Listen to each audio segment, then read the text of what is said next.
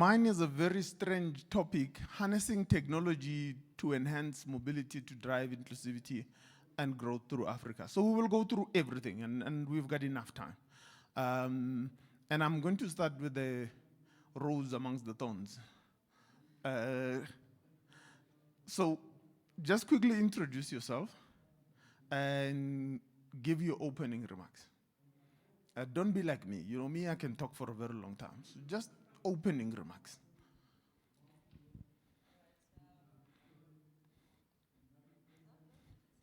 All right, Yeah. good. So my name is Marge, but Marjorie is okay. Ngonyama, and I'm the interim group CIO for PRASA. PRASA being the passenger rail agency for South Africa. We're into rail, so we move people through rail. We also move people through buses, which puts us in a very better position to be able to look into how do we then drive interoperability across different modes of transport as a starting point. My opening remarks are going to be around, I'm going to draw from what our former president, Thabo Mbeki, once said to us when he made reference to African Renaissance, that it is really being able to reimagine Africans being in charge of their destiny. So as we sit here and talk about how rail could drive growth, how could it enable us better to be able to have better economies and build ecosystems that are effective for our countries, we have that as a backdrop, and the discussions will look into how do we really use technology to better enable transportation, not just rail, but mobility in Sadc and in the continent. Thank you. Engineer Kisinga? Thank you. My name is Senzigi Kisenge. That's a typical African name, I believe. I'm from Tanzania Railway Corporation. This is one of the railways in Tanzania because we have two companies with a colleague sitting on my left. We are in the forefront of railway renaissance in Africa. We are one of the countries and companies which are building the longest standard gauge railway from scratch. And this shows that, okay, if there's a will, even with such economies we have, we can do something. We have a project of about $11.24 billion, of which it's about 2,300 kilometers, of which 514 are already operational. And our mandate is to move cargo and passengers over longer distance. And I hope today I can share some of the success we have had. If you really have political will and who are ready to invest in railway. We have started with operation just 1 year ago, okay, and mainly on passenger. And from the design on, we decided that we will include technology in the forefront of in the implementation of the railway. Thank you. I think that's enough. Thank you. We would be worried even we're talking about technology and we can't switch on the mic.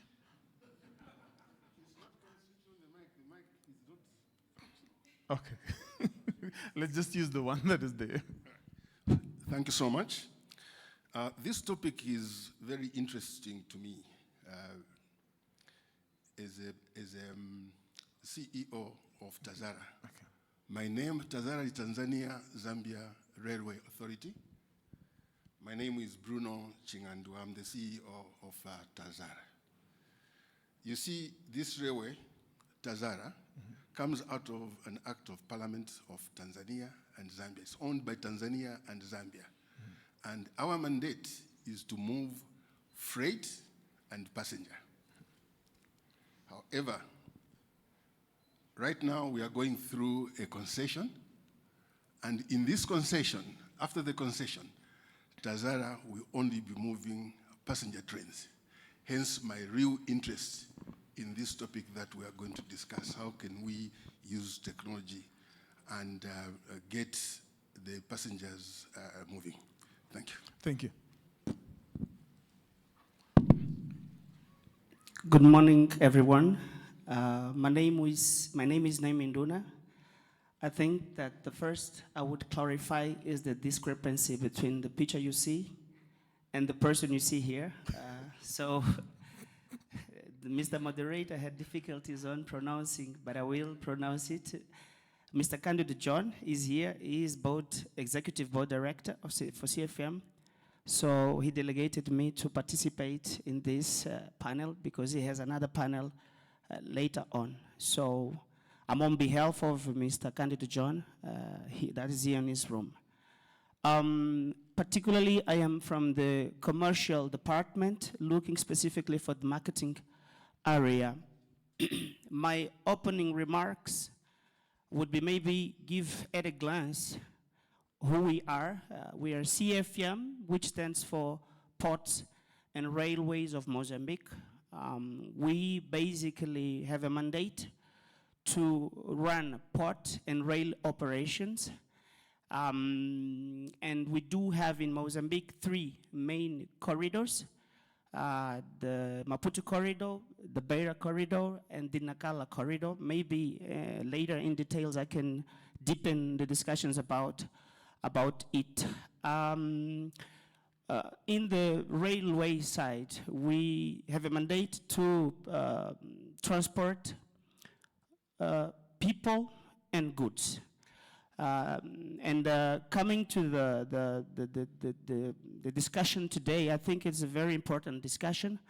And I would basically open and agree with Mrs. Marjorie, if I'm pronouncing well, in the sense that I also have the dream that Africa position itself in the top of the world. So I hope that this discussion will help us to streamline ways in which we can position ourselves in another position in terms of revitalizing passenger train in Africa, in Sadc particularly, but in Africa in general. Thank you. Thank you. Marge, starting with you. You spoke, I didn't bring up these words, you brought it up. You said ecosystem. You saying ecosystem, I'm thinking one of the key issues that were identified by the key paper on, what do they call it, on integrated high-speed rail, in what do they call it, in the continent, when we start talking about Agenda 2063, is that all 4 of you, being from different countries, you default to your sovereign thinking when we start talking interoperability. If I were to say, I want to bring somebody from the Great Lakes and show them the Great Lakes, move them through the beautiful Rift Valley, and then throughout and bring them all the way to Table Mountain, the first thing that's going to stop us is interoperability. Where are we with the standards on technology and interoperability? So that's one of the biggest constraints, moderator, in terms of not being able to collaborate and get to a point where we've got standards, even, you know, in basics, things like ticketing. Ticketing is quite a basic application that you could easily define the standards so that you can be able to just have that level of interoperability across the region, but you don't have that. I do feel you don't talk often. Okay. So we are sitting here today talking about it, but are we going to engage further? I doubt it unless we deliberate about it. So we don't talk often. So we're not very far, to be honest with you.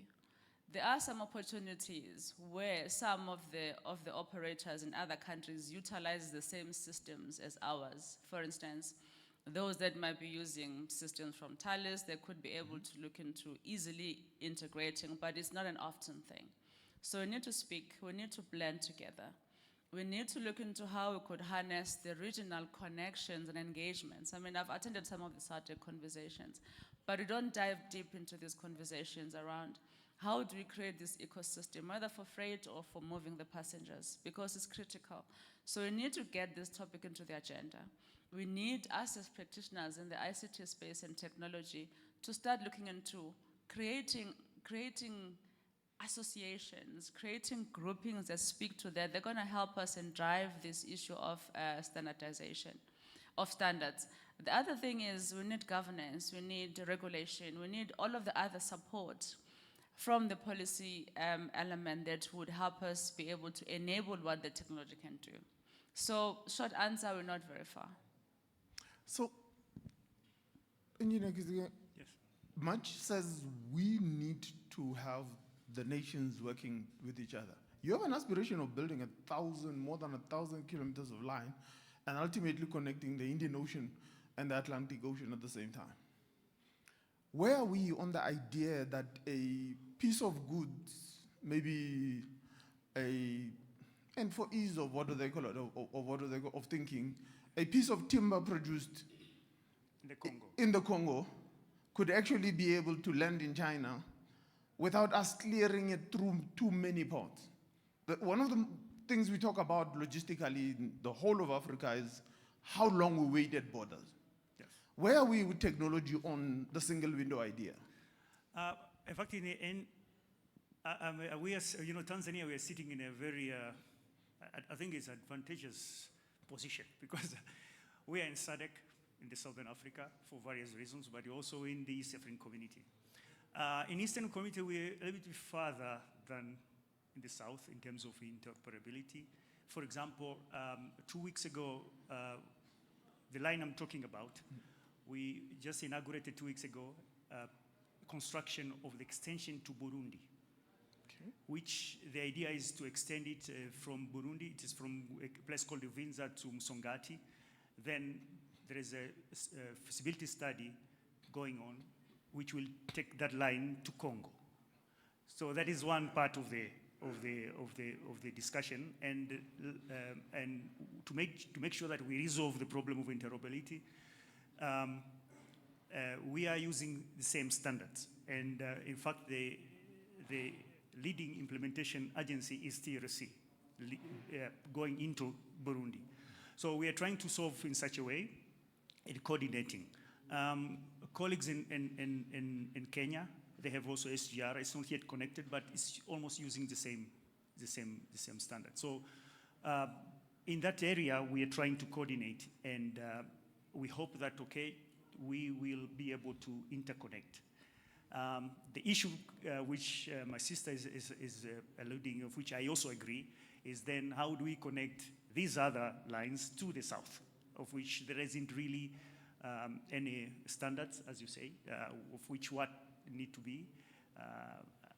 In the past, for example, we used to have connectivity to Tazara, which for some reason it's not there anymore, but I think we're about to make sure that we restart, because it's necessary for us, because to be able to move cargo from the south to north. Thank you. Mr. Chingunda, as we look at this thing properly, and Tazara was a forerunner of this idea of working between the countries. Now you're going purely into passenger transport. Having worked around the world on various projects, one of the most interesting projects that I've ever worked on was one that had border posts that were actually open. Are we there yet? And to bind you, are we ready for the single passport for the whole of the EU? I know it's an unfair question. That's my job. You see, to understand, we need to understand why we are where we are in terms of the passenger service that we have, passenger train service that we have in Africa. Why is it so low? Why is it so poor? Why? Okay. If we understand that, then we can start looking at how to resolve that. Remember that historically, the railways, as we all know, were built for movement of raw materials from origin to port. Those that built those railways then, they did not look at the villagers along the line. Okay. They ignored them. They went straight to port. It's like ESCOM or ZESCO in Zambia, where you've got these electricity poles passing over villages. The villages are dark. The villages are dark. It's the same thing with the the railways, the origin of the railways in Africa. In as far as passenger service is concerned, passenger service by rail was very prime earlier on. You had to be somebody to jump on a train in the past. You had to be somebody. To move from a donkey onto a train was upward mobility. It was upward mobility in the individual. Here in Africa, the railways began declining after independence when we were all separated. You recall that we used to have a train that would come from, I think it was Johannesburg, passed through Botswana, through Zimbabwe to Zambia. After independence, a few years after independence, all this went away. Why? One of the reasons is that we as railways, we slept. The governments began building good roads. They were right, build roads. They allowed buses to come in. Better mobility for the citizens. But the railways remained where they were. The infrastructure deteriorated. The service became very poor, and therefore, it is obvious what happened. The people moved away from rail to road. The good news though, is changing. Like my colleagues have just said here, with the new rails, not only internationally, but in Africa. The SGR in Tanzania, for example, to get a ticket today on the SGR in Tanzania, you need 2 weeks. Why? The competition is still there, the buses are still there, the roads are still there. But they are providing a service that is so superior, that is so good, that the competition is being beaten. They are now thinking of expanding the rail service because the demand is so high, both in Kenya and in Tanzania. With And that very high demand on the rails, I need to come back, to CFM. I've had a client who have abandoned 2 projects, mining projects. I've been everywhere, so don't worry about me. I've worked in mining, I've worked in energy, I've worked in everything else. The railways, I'm just passing by. They always pass by, like Mr. Jinguna said. CFM, where are we with the rethinking of technology? Remember, most of your lines are at Cape Gauge, going north, right along the spine of, what do they call it, of the country, and then the Moatize reserves. Beyond the Nakala line and the Beira line, are we now ready to implement standard gauge lines to either of the 2 ports? Well, the Nakala line is on standard gauge. But there was a thought of building a 3rd port in between the 2 of them, between Beira and Nakala. Where are we with the rethinking of, different ways of doing things? While with me understanding that I love the coastal line of Mozambique and I don't want you to touch it and put anything on it. Okay. At the outset, I would like to probably mention a couple of milestones that make us proud when it comes to passenger service. Okay. First of all, looking at the metropolitan area of Maputo, we do have the rail passenger service that helps a great deal when it comes to mobility in the metropolitan area. We move around 21,000 people per day just in the metropolitan area of Maputo. I wouldn't give details of Beira and the northern part, which also have. Being this said, I would go along with my colleague here in the sense that comparing the passenger service of rail in comparison to trucks, there is a challenge, like I said. despite the fact that we have success experiences. But looking at Mozambique, we are looking at speeds that don't go over 60 kilometers per hour, which means that we do have to learn with Tanzania, with South Africa, that do reach speeds of around 120 kilometers and 106 kilometers per hour, if you look at Gautrain. Why do I raise this point? I do raise this point because I want to bring the narrative that we need to move as a block, solid block, as Sadc. The speed of a group is normally determined by the low group. So we do have success in Tanzania, in South Africa, but what about Mozambique? What about Malawi? What about other countries? Ms. Marjorie was mentioning before the standardization, harmonization, and she was talking about we go out of this conference with deliberations. This is what we need to do. We need to go out of this conference with tangible targets that we can meet the next time and say we set this and that target, and we are moving Sadc as one block that is unified. If you look at the passenger service in the sense of interoperability, we don't only have a gaining of our people, but we also have gain in terms of tourism. Africa has a huge potential of tourism. How are we doing this?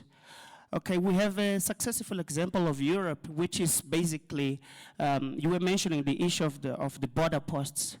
Why do we have to have such bureaucracies when we have to move from one country to another, while we're brother countries? So, going aligned with my colleagues here, we need to leave this room with deliberations, with targets, that the next time we can meet again and say, okay, we can move as a block, and we can move from one country to another, and we can explore our tourism in the benefit of Sadc and ultimately in Africa in general. Thank you. Going back to yourself, let's think about it. The policy decisions about new lines have been made by the AU. All new lines will be built as standard gauge. But collectively, this moving as one block is not happening because we are all still holding on to some of our technologies that we know. But let's move forward. You are going fully passenger, and once you go fully passenger, your safety standards changes.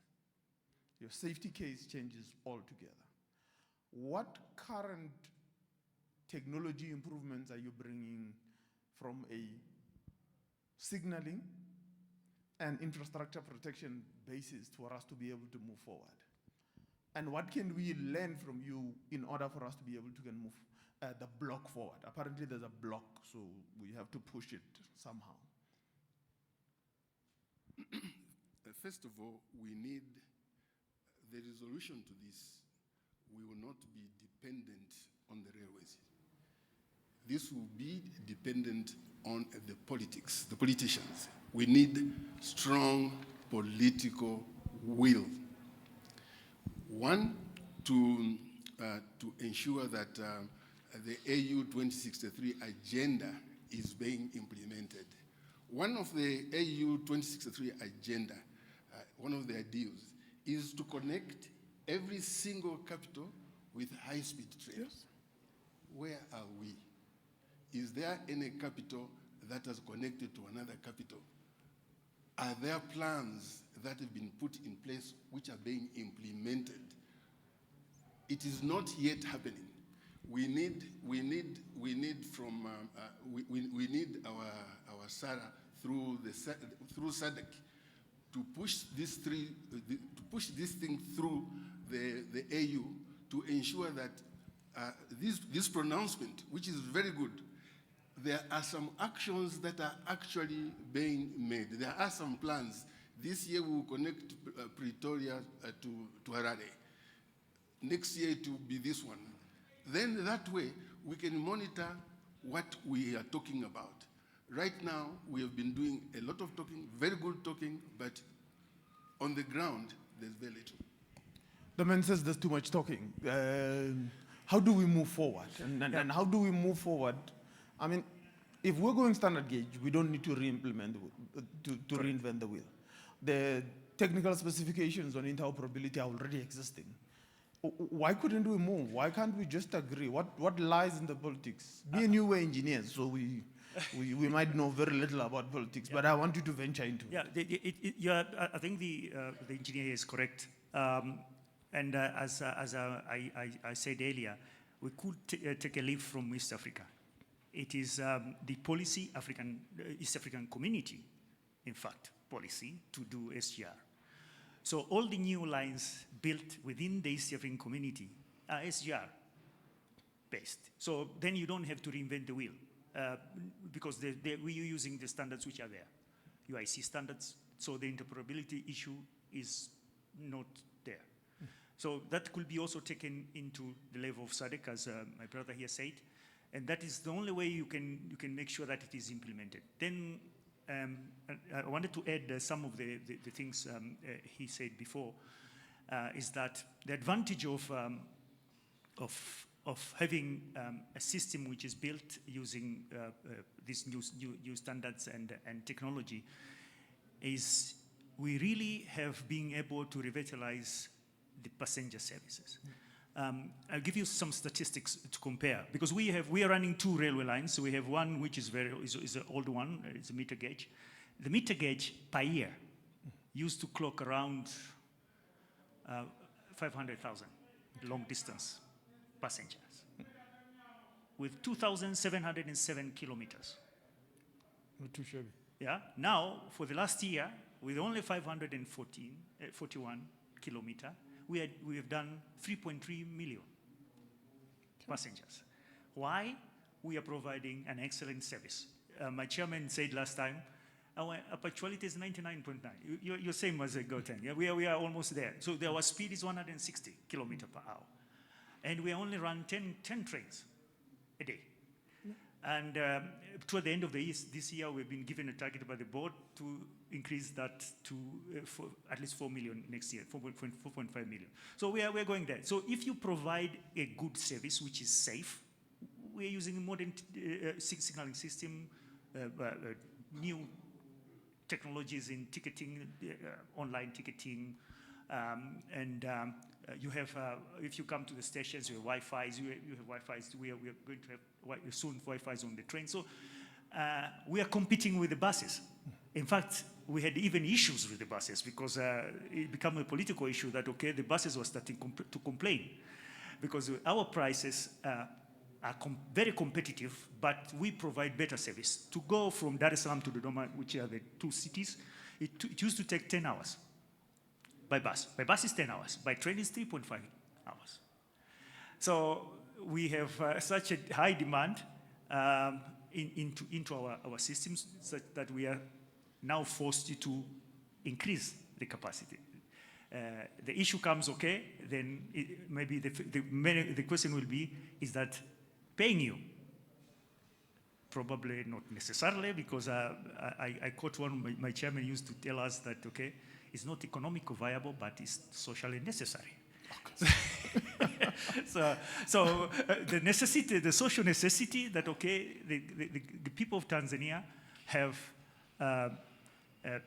using their money, their tax money, built the railway. So they need really to benefit, to have the benefits of the fruits. Of course, you have some secondary benefits, which you also alluded yesterday, which you can't really, you cannot measure them monetarily. Yeah.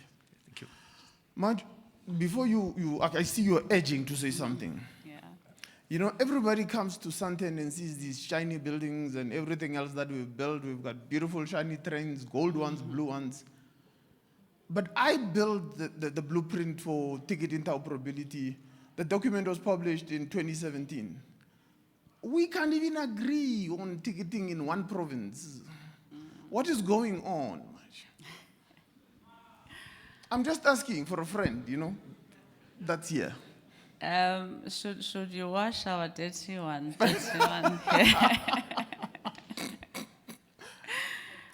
We need to be deliberate. We are talking. So if we take the instance of PRASA and the Gautrain, these conversations, we just need to be truly deliberate. But what I also wanted to emphasize in this conversation around how do we drive this interoperability, how do we ensure that we build the ecosystem, we work together. I'm fairly new in the rail space, but I've gotten to appreciate the fact that it's quite a very expensive business. So to be able to drive some of these projects, you need to have good investment and good budget. That is one. Two, what I've also realized that we talk about the rail. If we're moving into the tech space, the rail is no longer about just the tracks and the stations and the train, but there's this backbone that becomes quite critical as well to talk about or to include in our conversation: connectivity. If you think about all of the new systems, whether it's in signaling, whether it's in how you drive customer centricity around being able to communicate your schedules, being able to communicate issues of safety and so on, you need to have a very solid connectivity. And that is one of the areas that we now looking into as PRASA to say, how do we enable that? How do we migrate from GSMR to FRMCS? And it's a costly exercise. Therefore, we might need to get to a point where we're saying, where is the play for the private sector? How do we enhance it and extend it such that you did say it's a costly exercise? Where can they play to be able to assist us and to drive these things better? And to prioritize these conversations that we seem not to be having effectively, because they'll be doing it for their margins, for profitability. They'll have investors to answer to. Not that we don't have anybody to answer to. We answer to our shareholder. But they just have different priorities, different ways of thinking. And I do believe we can learn and draw from them if you find ways of incorporating them into this conversation. I know that the Minister of Transport yesterday, when she opened the conference, did speak about the participation of private sector in rail, which is a great leap, because it's going to bring a different way of thinking and a different way of driving these initiatives. Yeah. As we continue with that thought, it costs a lot of money, and private sector must come on board. But at the same time, we default to we have to own the assets, kind of a thing. How do we balance these thoughts? For me, it's a dichotomous relationship that we're bringing up. We have to own the assets, but somebody else must pay for them. Is there a thought on what they call it on your end? And how are we moving forward? Is there a policy formulation within Sadc and then ultimately the AU? Do we have a desk that deals with PPPs and is enabling PPPs across the, what do they call the continent? Yeah, you carry on. Yeah, I'm trying to think. Okay, the discussion about open access and vertical separation is also going on in our country, because there's a discussion. Okay, we are building this huge, massive infrastructure, probably with a lot of capacity, and for sure the government doesn't have enough capacity to utilize all of it. So then we have recently also changed the law to allow open access, and then you are right. Then the discussion is also there that, okay, because we spend such amount of money, government money, we should still for sure own the infrastructure, and then allow somebody else to run the trains on top of it. The issue comes, okay, then, which I've had over the last few days, is also, that is not also straightforward, because in Tanzania we have had such a situation before until 2017. We used to have a vertical separation, then we reverse it because it was not very successful. And the issue was investment, especially the open access operator who came did not have probably enough resources to be able to bring in equipment and modernization which was thought of at that time. Because the railway was very old, of which many of our countries, they're very old. We didn't have signaling, we didn't have these technologies. So the idea now, and we are hoping that we're going to be successful this time, is that, okay, we are starting at a better position where we have this signaling and the infrastructure is quite new, so that we have to be able to earn enough money to and maintain them. Otherwise, then we will have a problem. We'll return to the same situation we have before. So, but continent-wise, I'm not sure. But yesterday, I had a very interesting thing, this Luxembourg, what is it called, protocol, which I thought was an eye-opener to me, which I think we should encourage member states to sign on. This will help us at least into the way we procure rolling stock at a much more favorable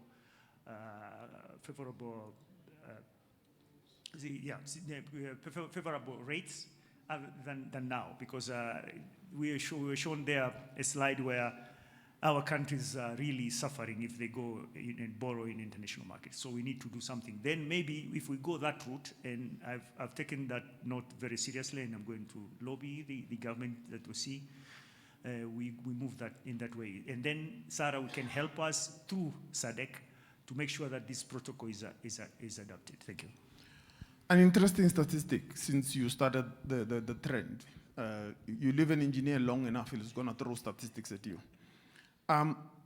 Funny enough, Africa is one of the best payers. Africa, when they borrow money, the money gets paid back. The rate of default in Africa is close to 0. Why we still levied with such high interest rate, nobody knows. But let's continue. You know, you sit in the middle, so I always have to ask you the difficult question. As we take people's money and going into technology, how do we ensure that Africa this time, as we go into the 4IR, does not play the wrong role? Let me explain to you. In the first industrial revolution, Africa sold its people to the world. In the second industrial revolution, Africa sold its coal to power the steam trains. In the third industrial revolution, we sold our minerals to power, the initial digitization. In this industrial revolution, how do we ensure, as we take people's money, as we borrow from all over the world, we don't end up with term sheets that make us play the wrong role again? It is the difficult question. You, the senior citizen here. By the way, what was the question?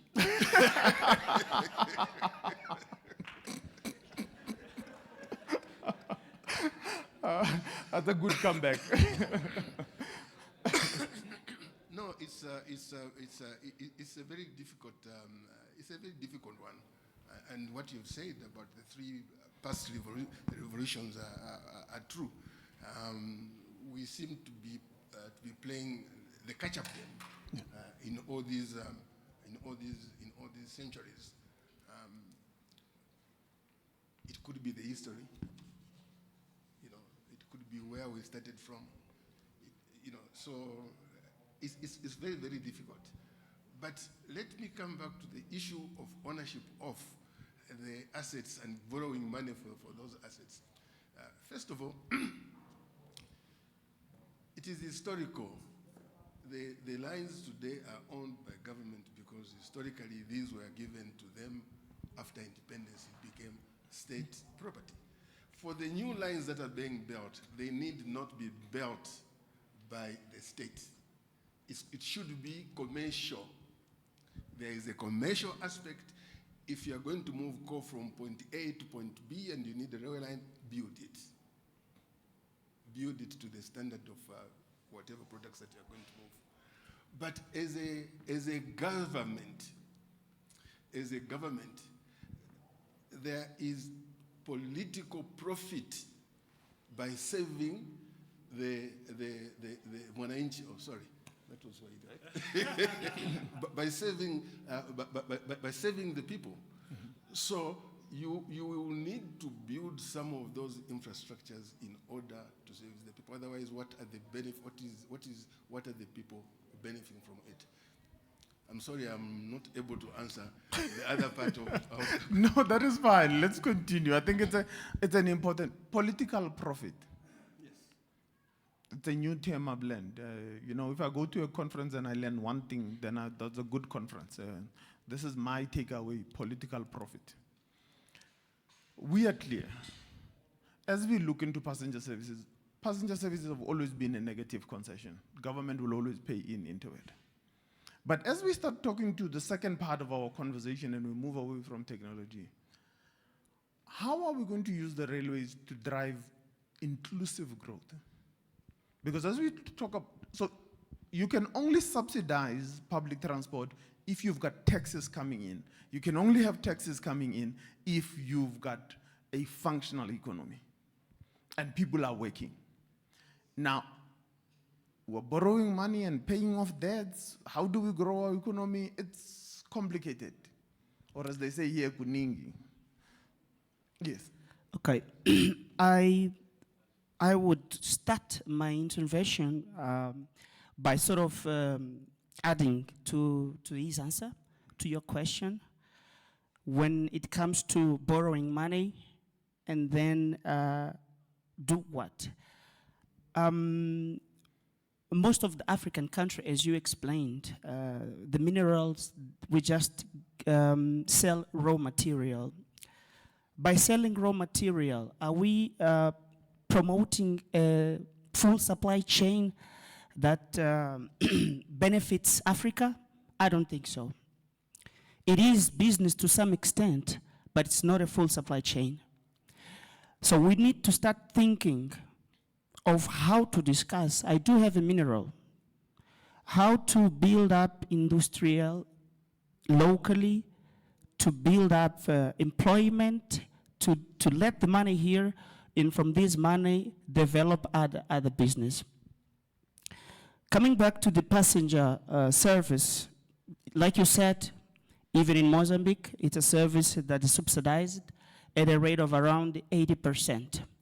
But we've heard our colleagues from South Africa, PRASA, explaining that they have a mandate to turn the passenger service profitable by increasing the passengers. So this is the goal forward.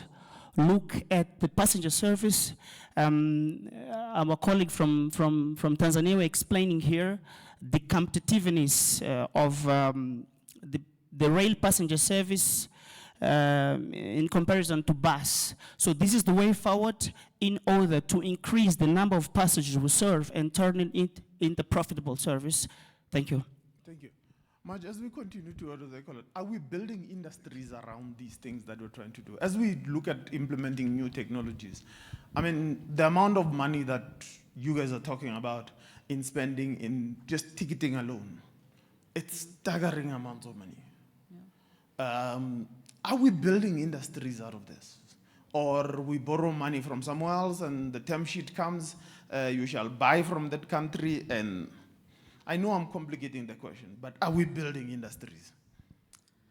There is a level of that, at least in the case of PRASA, where we're looking into, let's build these trains locally. And let's become the manufacturer that then the continent could learn from and look to in terms of procuring the rolling stock or the trains. So there is that thinking, and I am trusting that it's going to extend further to other areas, whether it's a domain of ICT and so on. But earlier on, Zebo, I spoke about building the ecosystems. You had a question that you asked around, are we not leaving our people behind? And for us not to leave our people behind, we need to be deliberate about the critical elements we need to have in this journey. We need financiers to be on board and to really focus on what you're trying to do with rail, especially that they are also driven by the issue of reducing emissions and going green. And rail is one of the areas that will enable them be able to achieve that goal. We need the universities. Skills development becomes important. If you look at the South African universities, I'm not talking about other countries, Tanzania and so on, in Sadc or in the rest of Africa. But we don't have many postgraduate diplomas that speak to rail specific. But if you go to Europe, whether it's France or any other, even in the UK, you have postgraduate degrees and diplomas that are very specific to rail engineering. So we need to start partnering again with our universities locally and in the rest of Africa and start developing the skill set, not to be able to leave our people behind. So there is work to be done for us to be able to start building these industries, you're saying.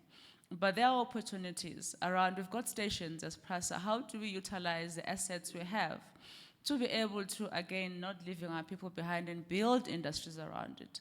How do we integrate ticketing into small business initiatives that happen at the train stations? So the opportunities are there, but we just need to reaffirm it, build this system around it, and drive it effectively. East Africa is, to me, the greatest tech hub of Africa at the current moment. But are we exchanging ideas?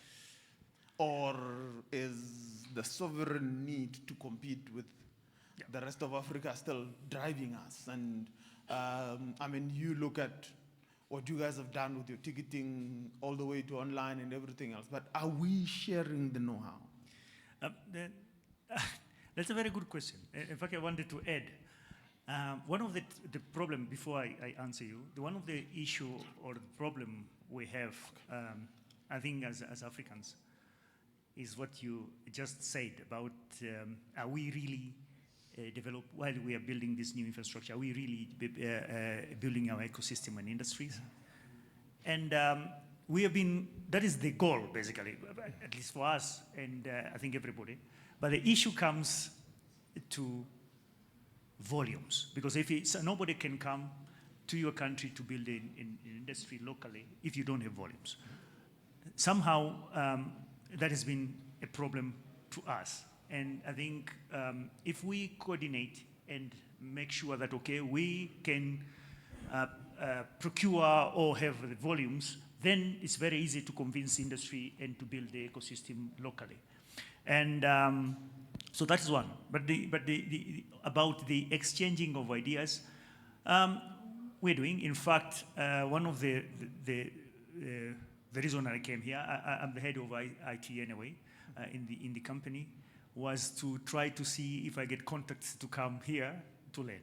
And luckily, I will meet you later to make sure that I come back to visit, because you showed us some few things, these nice things yesterday. So, but in general, we share with Kenya, we share with the others on what we are doing and what not to do going forward. Thank you. As we continue and we're left with a few minutes as we close, is there anybody who's got a thought that might, break a hole into the fabric of the universe if it's not said?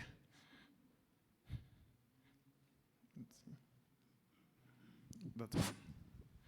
Thank you. Well, I'm coming from Tanzania Railways Corporation. I'm actually the chairman of the board of directors. Okay. Yeah. Or is that the chairman that we kept on referring to? Yes. Yeah, okay. Yes. Finally, the chairman appears. Yes. Thank you, sir. Just quite a few things. I think with regard to financing, let's think a little bit out of the box. Let's not think of the traditional ways of getting finance. An example is, look at Ethiopia, electricity generation, what they have done. It was public mobilization within the country itself. You don't have, they're building the biggest hydroelectric power in Africa out of people's money. And that people's money is going to be translated into shares once this is operational. It is now operational. So let's not always think about World Bank, what have you, and all these things which have 8% or 18% sort of interest rates, which are useless, which are meaningless economically. It's just a question of imagining risk, that African countries are risky, and then you put up the interest rate that far. Because Europeans borrow money at 2% in the same institutions. It doesn't make good sense. So we have to think of the new ways of getting this finance. Tanzania started in that 500, actually the 200 kilometers was our own money. Few mobilizations within the country, we got the money. And we went for not a traditional builder, but we went to Turkey and got a builder of that railway. So somebody who was just capable as the Chinese and what have you. I'll be brief in those things. And again, in the question of connectivity, as a young economist, I was instrumental in getting connection between the Gauteng industrial area and Uganda on Lake Victoria. And we used to, it was only 5 days sort of journey from Gauteng to Kampala and Jinja. You can imagine, we have a transshipment between Tazara and TRC, which only takes 30 minutes to 1 hour transshipment if you are using containers. So this question of imagining, we must have just one gauge everywhere, I don't think is intermodal. Let's think a little bit intermodal, because even with the railways itself, if you are carrying cargo, you can not move door-to-door service unless you have the road arm complementing you. And that is what Tanzania is doing. Actually, what we have built is, we have built roads, and then we are doing intermodal at different points in order to scatter the value of the SGR throughout the country. Yes.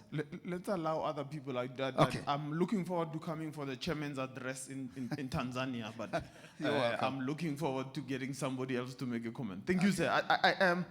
For me, the question to you, sir, is that we're talking about innovative financing solutions. Any thoughts on that part before I take? It's not the chairman's address, sir. You're going to make a question. No, thank you, Sepo. Thank you so much for an interesting discussion. You asked a question on interoperability, and Mej touched something on standards. Okay. I just want to share with the people around. My name is Tendai from the Railway Safety Regulator. Sara has done a lot of work on standards. And there was a project which was done by Sara, I think it took about 3 years or so, the harmonization of standards. And it was based, they were taking from the SANS standards. And there have been a lot of railway standards, like the general standards, SANS 3001, which was then adopted by Sara as HT 89, the harmonized text 89. I think there are also 4 other standards. So, but I think the issue was the participation of some of the countries in the Sadc. Because I know there are a lot of countries now who have adopted those standards. Botswana have adopted, Zimbabwe have adopted, I think Mozambique as well. So I think the issue here is Sara needs to educate people more about the harmonization of standards. So there's actually interoperability. There's an interoperability standard as well, which was adopted by Sara to be implemented in all SADC countries. So the standards are out there. The main issue right now is implementation and communication to the relevant parties. Thank you, sir. I finally can put a face to the email address Tendai at the RSS. It's good to meet you, sir. Sir, the innovative financing solutions. You know you get the difficult questions. Yes. And with us remembering that Geda, the great Ethiopian Renaissance Dam, was built with the people's money. Yes. So Africa is not poor. No, Africa is not poor. But like the chairman said, like my chairman there said, we have to think outside the box. There is the normal borrowing that we do every day, which is very, very highly indexed against us because of the risk factor. But then there are other sources of funds within Africa from which we can get those fundings. But borrowing in itself is not a bad thing. You mentioned that Africa does not default. The biggest defaulter is the USA. Owes so much money, and they continue borrowing. We shouldn't be afraid to borrow. We shouldn't be afraid to borrow. The whole world has been the whole world economy is based on that borrowing. We should not run away from that because we are part of that world. We should just do it smartly. You should have been my father. My father doesn't agree with borrowing. Final thoughts as we conclude? Much. Thank you, moderator. Let me give you a hint that I've seen a gentleman on the back there insisting on having an intervention there 3 times. I think you may not have seen him. So probably if he can. Now, coming to my last points. First of all, thank you for this opportunity to share, listen and share ideas. And there is one intervention we saw in Huawei that touched me a lot. It's the fact that according to African Bank of Development, Africa is going to lose 2.5 in its GDP because of lack of rolling stock. So it's a point in which we need to reflect and tackle this problem as a block. Again, I feel that we need to change the words we've just driven here in this conference into action. This is my dream that we can move forward and we can harmonize and standardize in practical. Thank you very much. Thank you. I thought you were trying to do a chairman's address since you're representing your chairman, but thank you for. Last words, Yes, you can make it as complicated as you want. I'm not asking you a question. Your final words. Right. Thank you very much for this opportunity. I think this discussion on passenger is very, very, very important because we need to save our population. We need them to benefit from the assets that they've got, and passenger service is one of those. In my dream, I keep thinking of moving from Dar es Salaam all the way to Johannesburg. I don't need to get off the train in Zambia and jump on another one in Zimbabwe, etc. We need to make the railway the preferred transportation mode. Thank you, sir. Thank you. Final thoughts, sir. Thank you for the opportunity to share some of the thoughts. I will be very brief. As I said, passenger is a necessary service to our economy. It brings benefits which may not necessarily be monetary. So we should harness technologies to enhance its efficiency and reduce costs. I will leave you with the quote I quote before, that, okay, it's for sure not economical if you base on your income only, but it's socially necessary because otherwise then nobody will like you whatever you want, and it will be politically difficult to get anything from the governments. Thank you. Maj, the final thought as I conclude. Thank you very much, Tsepo, and thank you to our colleagues and guests. My final words really is to say, let's be deliberate, and as tech practitioners, let's focus on rail. Let's try and get the youngsters to come and join this rail bus and see what we can achieve together. As we conclude, my dear sir, you will forgive me, you know, it goes with the territory. Sometimes you don't see these things, people in the space. Move as one block, find innovative solutions to fund the way we move forward with it. Don't forget the political currency, because it might be career limiting. And then ultimately, let's build an ecosystem. Thank you, ladies and gentlemen, and let's take a round of applause for my panel for a riveting discussion. Again, the discrimination continues, gentlemen. We're going to have to live with this one. I guarantee you, I visited the stand at Koi. You don't want to know what's in this bag. Then the pain is going to be deeper. Marjorie, happy Women's Month as it ends. Congratulations. And thank you for helping us out. Guys, I'm telling you, go and visit the Koi stand.